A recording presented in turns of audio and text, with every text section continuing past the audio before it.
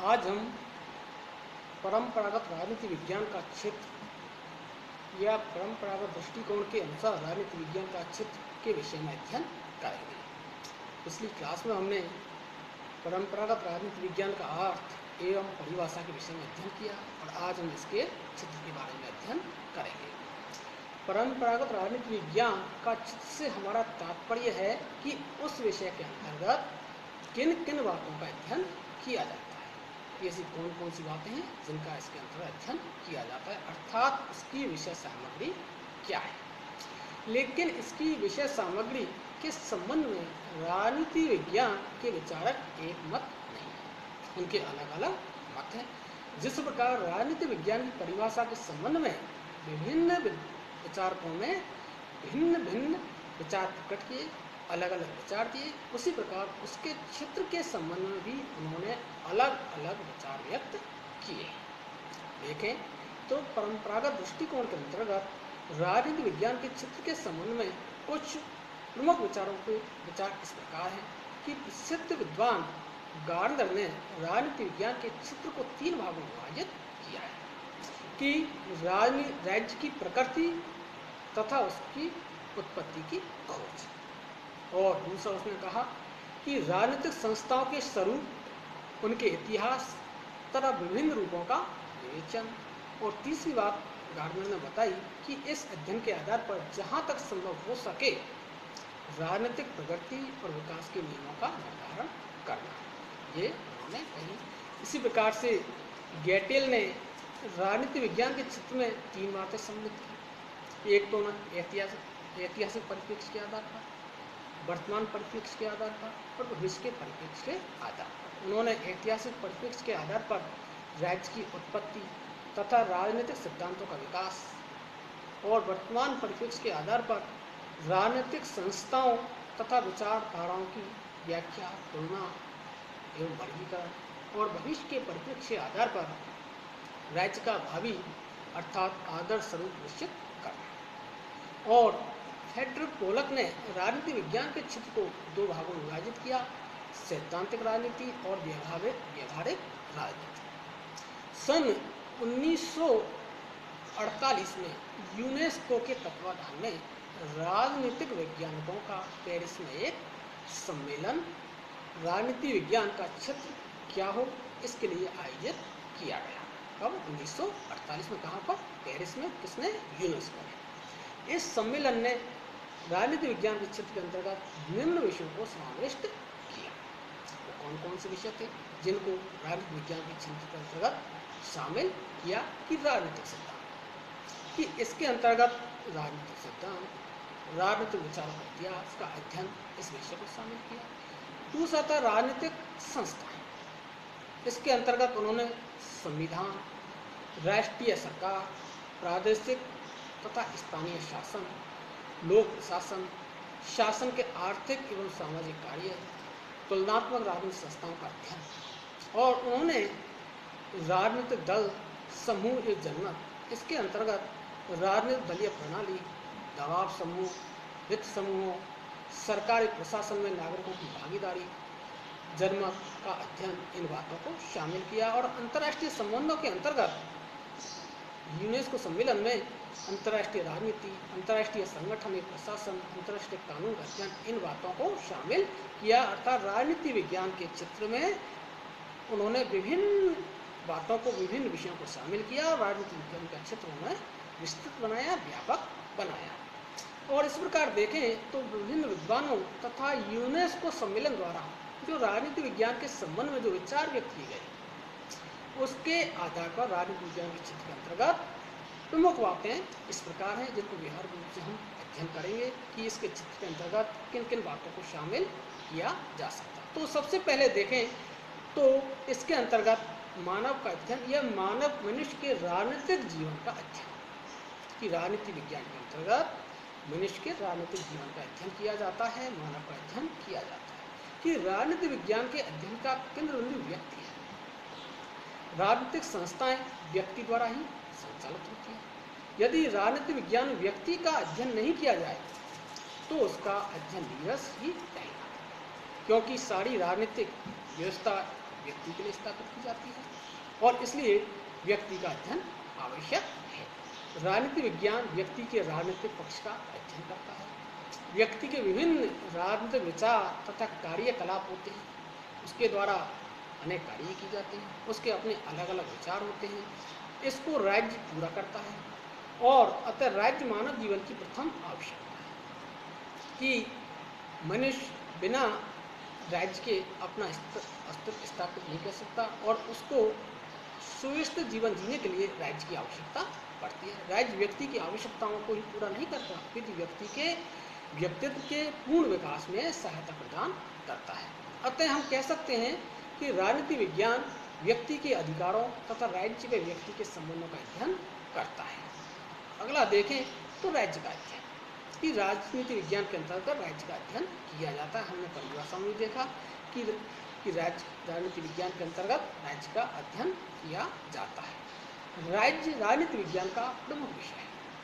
राज्य का संपूर्ण अध्ययन राजनीति विज्ञान के क्षेत्र में आता है और राज्य का भूतकाल में क्या स्वरूप था, राज्य का वर्तमान स्वरूप क्या है और भविष्य में राज्य के किस रूप की आशा करते हैं। इस प्रकार राजनीति विज्ञान के क्षेत्र में राज्य जैसे पहले रहा है, जैसा राज्य वर्तमान में है और राज्य जैसा होना चाहिए का अध्ययन करते हैं।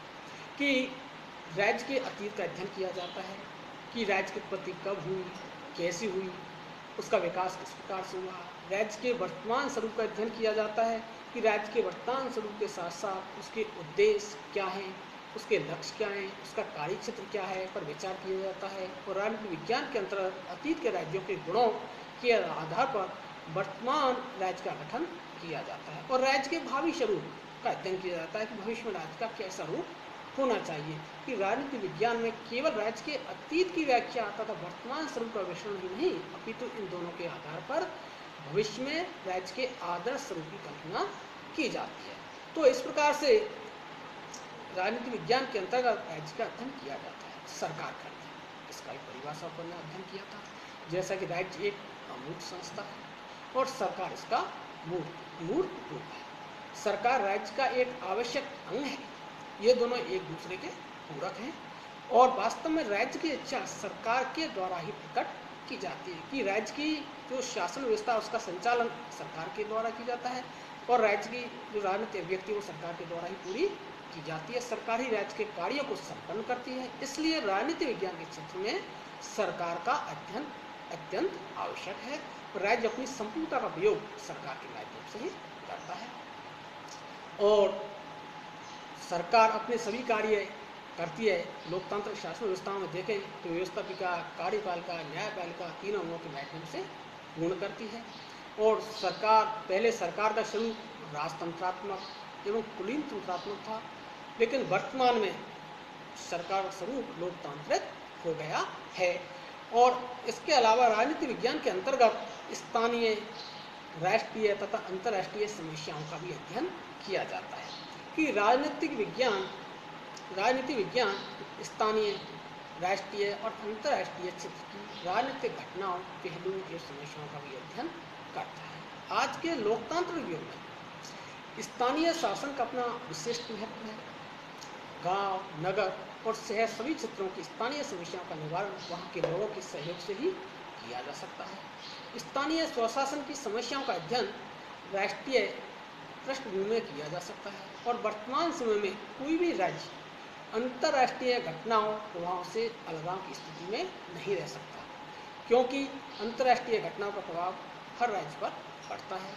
किसी देश की विदेश नीति के निर्धारण में सहयोग और संधि में अनेक पहलू प्रभाव डालते हैं और वैदेशिक संबंध यह निर्धारित करते हैं कि किस देश के साथ युद्ध की संभावना है, किस देश के साथ शांतिपूर्ण संबंध स्थापित किए जा सकते हैं। तो इस प्रकार से स्थानीय, राष्ट्रीय, अंतर्राष्ट्रीय समस्याओं का भी अध्ययन राजनीति विज्ञान के अंतर्गत किया जाता है और राजनीति विज्ञान के अंतर्गत राज्यों की आंतरिक परिस्थितियों का प्रभाव अंतर्राष्ट्रीय घटनाओं पर भी पड़ता है और अंतर्राष्ट्रीय घटनाओं का प्रभाव राज्य की आंतरिक स्थिति पर पड़ता है।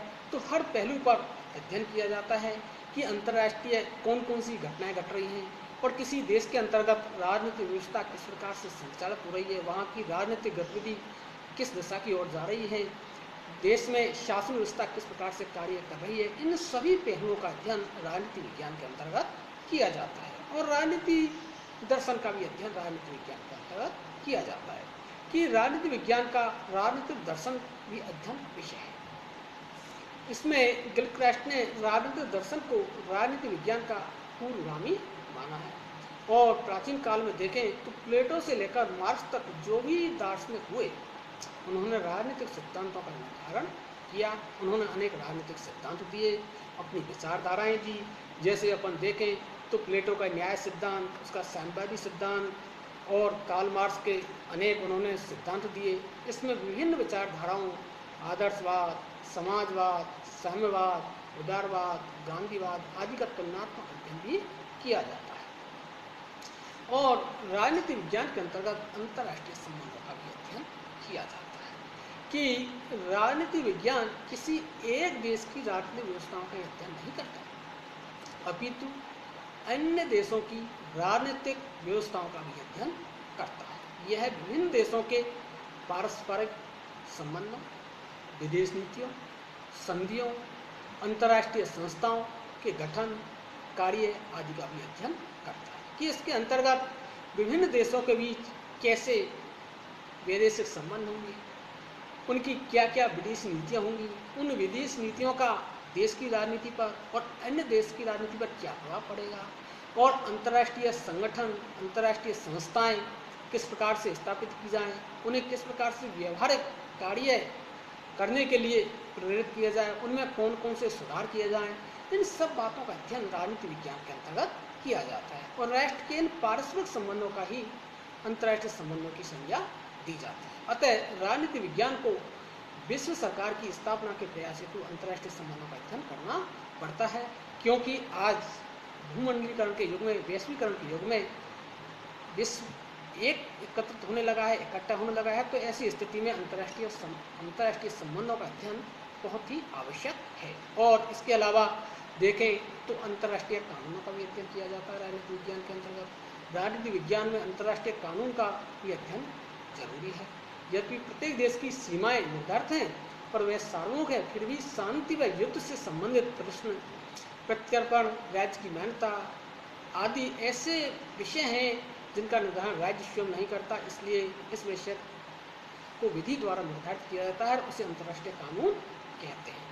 तो राजनीति विज्ञान के अंतर्गत अंतर्राष्ट्रीय कानूनों का भी अध्ययन किया जाता है। इसके अलावा देखें तो राजन्याय का भी अध्ययन राजनीति विज्ञान में किया जाता है। इसका कारण स्पष्ट है कि विभिन्न देशों के पारस्परिक संबंध विदेश नीति तथा राज्य पर निर्भर करते हैं। अतः हम कह सकते हैं कि राजनीति विज्ञान का क्षेत्र विस्तृत है, व्यापक है, साथ ही इसके क्षेत्र में लगातार वृद्धि होती जा रही है। आज राज्य का स्वरूप लोक कल्याणकारी हो गया है, इसलिए राज्य के कार्यों में अत्यधिक वृद्धि हुई है। अतः राजनीति विज्ञान का क्षेत्र भी विस्तृत होता जा रहा है और राजनीति विज्ञान के क्षेत्र में लगातार विस्तार होता जा रहा है। इसका क्षेत्र अत्यधिक विस्तृत होता जा रहा है। इसके अंतर्गत विभिन्न क्षेत्रों को शामिल किया जा रहा है, विभिन्न पहलुओं को शामिल किया जा रहा है। इस प्रकार हमने आज राजनीति विज्ञान के क्षेत्र के अंतर्गत कौन कौन सी बातें हैं, किस किस का अध्ययन किया जाता है, इन सभी का हमने अध्ययन किया कि राजनीति विज्ञान के अंतर्गत देखें तो उसके अंतर्गत मानव का अध्ययन, मनुष्य के राजनीतिक जीवन का अध्ययन, उसके राज्य का अध्ययन, सरकार का अध्ययन, और देखें तो स्थानीय, राष्ट्रीय, अंतर्राष्ट्रीय समस्याओं का अध्ययन। इसके अलावा विभिन्न और भी विषय हैं, उन सब का अध्ययन राजनीति विज्ञान के अंतर्गत किया जाता है।